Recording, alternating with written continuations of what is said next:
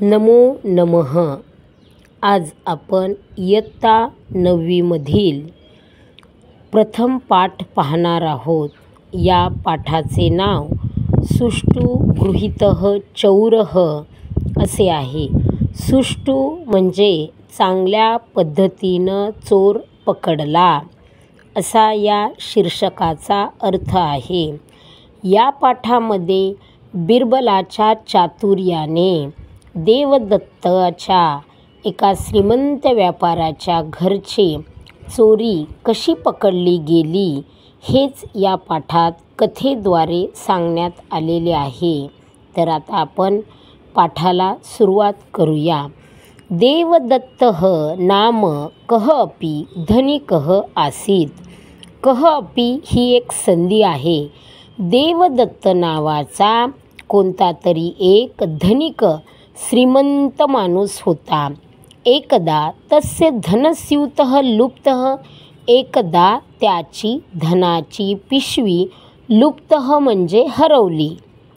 तस्य गृहे षड्भृत्याः आसन्. तस्य हे तत्सर्वनाम आहे, षष्टी एकवचन. त्याच्या घरी षड म्हणजे सहा सेवक होते. भृत्यः म्हणजे सेवक किंवा नोकर. त्याच्या घरी 6 नोकर होते. तेषु एव एकः चौरः स्यात् इति तस्य मतं. त्या 6 पैकीच एका चोराने चोरी केली असे इति तस्य मतं असे त्याचे मत होते. चौरं ग्रहीतुं सः वीरबलं साहाय्यम अयाचत. चौरम ग्रहीतुम म्हणजे पकडण्यासाठी, अव्यय हे.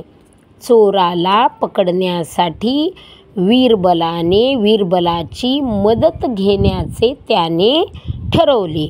देवदत्ताने. वीरबलः अवदत्.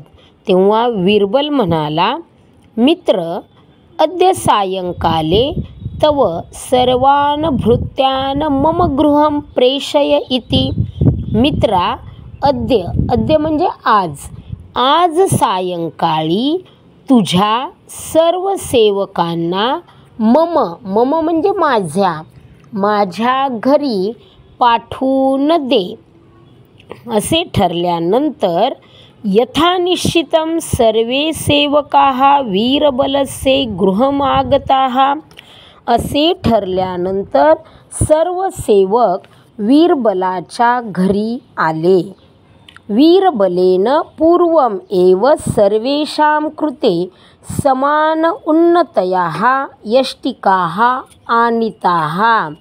वीरबलाने येण्या अगोदरच, सर्व सेवक येण्या अगोदरच सर्वांच्यासाठी समान उंचीच्या काठ्या आणल्या. सह सेवकान अवदत. तो सेवकांना म्हणाला, भोः पश्यन्तु एताः माया यष्टिकाः.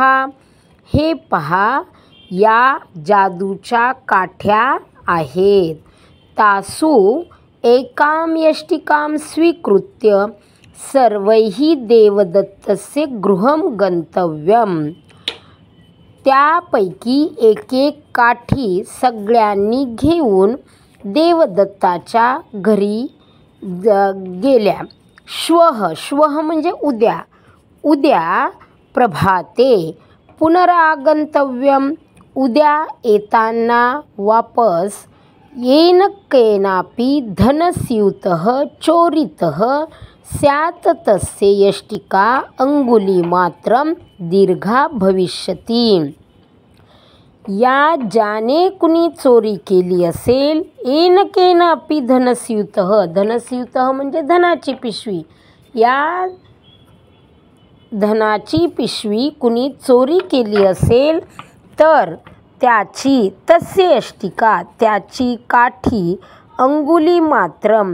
अंगुलीमात्रम अगदी आपल्या या बोट्याच्या एका कांड्या इतकी मोठी होईल असे बिरबलने त्या चोरांना सांगितले की जो कोणी ह्या जादूच्या काठ्या आहेत, या जादूच्या काठ्या 6 जणांना मी एक एक देतो.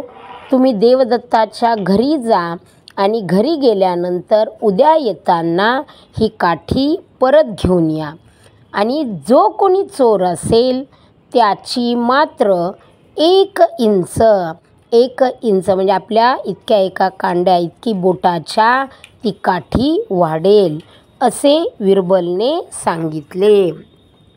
रात्रौ सर्वे भृत्याः सुखेन निद्राम अकुर्वन् ऋते एकस्मात्. रात्री सर्व सेवकांनी सुखाने झोपले. अकुर्वन् ऋते एकस्मात्. ऋते म्हणजे शिवाय, एकाशिवाय बाकीचे सर्व सेवक सुखाने झोपले. सह अचिंतयत. त्याने विचार केला. श्वः प्रातः मम चौर्यं प्रकटितं भवेत्. तो विचार करायला लागला, उद्या जर माझी चोरी पकडली गेली तर मग काय करावे. अतः अहम अधुना. अतः म्हणजे म्हणून. अहम अधुना एव मम यष्टिकाम अंगुलीमात्रम कर्तयामी. म्हणून आता मी माझी काठी, यष्टिकाम अंगुलीमात्रम, माझी काठी मी या बोटाच्या एका कांड्या इतकी कर्तयामी म्हणजे कट करतो. इति चिंतयित्वा तथा कृत्वा सह सुखेन सुप्तः. असा विचार करून आणि तो कृतीत आणून तो सुखाने झोपला. कृत्वा म्हणजे त्वांतव्य आहे. हे चिंतयित्वा, कृत्वा हे दोन्ही त्वांतव्य आहेत.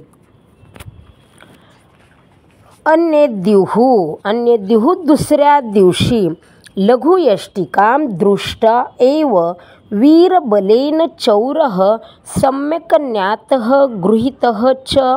दुसऱ्या दिवशी लहान काठी पाहून, दृष्ट एव म्हणजे पाहून, वीरबलाने चोर सम्यक् ज्ञातः अगदी सहजपणे बिरबलाने चोर पकडला.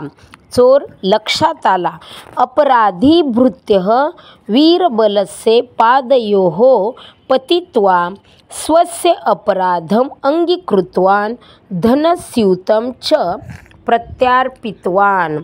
मग अपराधी सेवकाने बिरबलच्या पाया पडला. पतित्वा म्हणजे पाया पडला. स्वस्य अपराधम स्वतःची चूक मान्य केली. धनस्यूतं च प्रत्यार्पितवान् आणि धनाची पिशवी वापस दिली. अशा प्रकारे बिरबलाने चोर पकडला अगदी सहजपणे.